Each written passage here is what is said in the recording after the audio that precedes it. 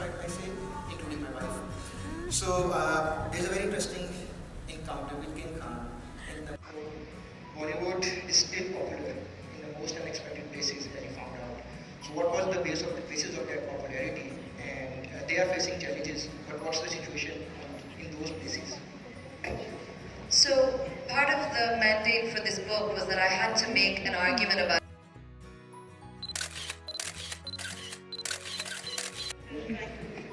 okay.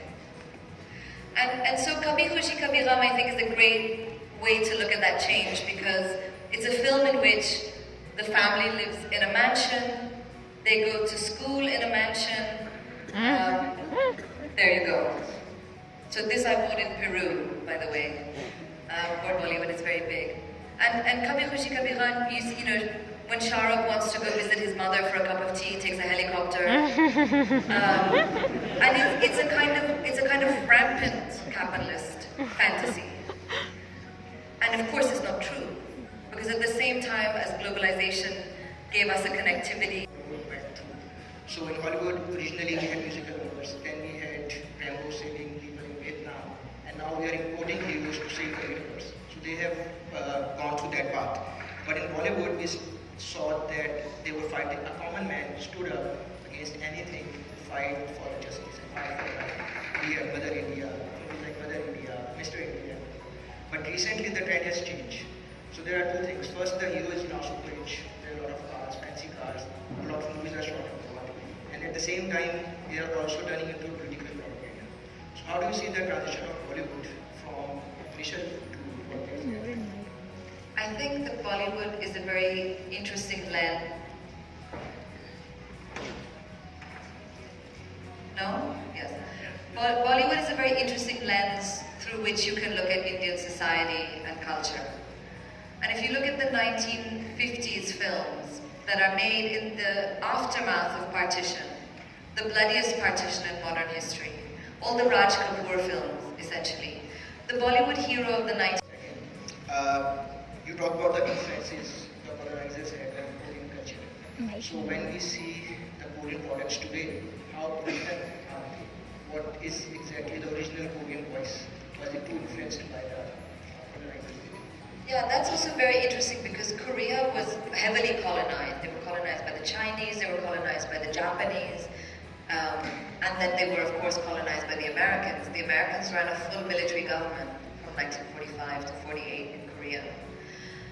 And it's interesting because all these different influences have heavily influenced Korean culture. So it was the Japanese that taught the Koreans to sing in choruses. That's why a K-pop band doesn't have one person or two people, but 7 or 12. It comes from there. The American influence is quite interesting. When the Americans took over, they came with a huge infrastructure. And by the way, the reason that American culture was so popular in the last century is not because the Americans are more sophisticated than any of us. It's not because they're cooler than us or they're suaver than us. It really comes in on the back of the American defense complex.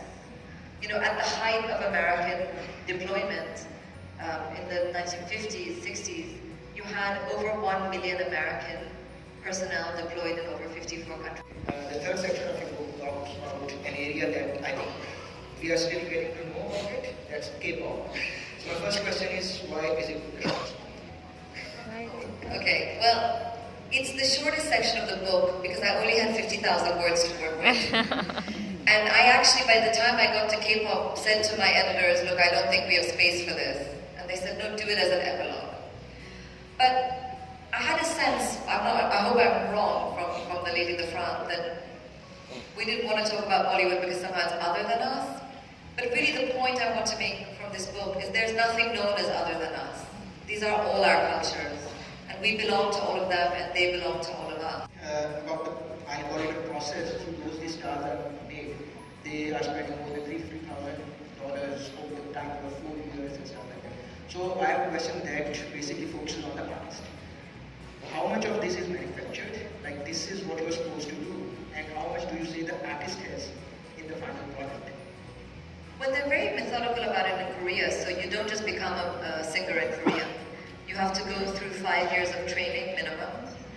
$300,000 minimum is spent on you. You're taught for 5 years how to stand, how to speak, how to walk, how to talk, how to dance, how to move. You're taught different languages.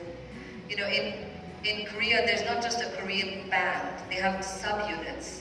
So there's a group, for example, called EXO. So you'll have EXO, and then you'll have EXO-M, which is EXO but in Mandarin.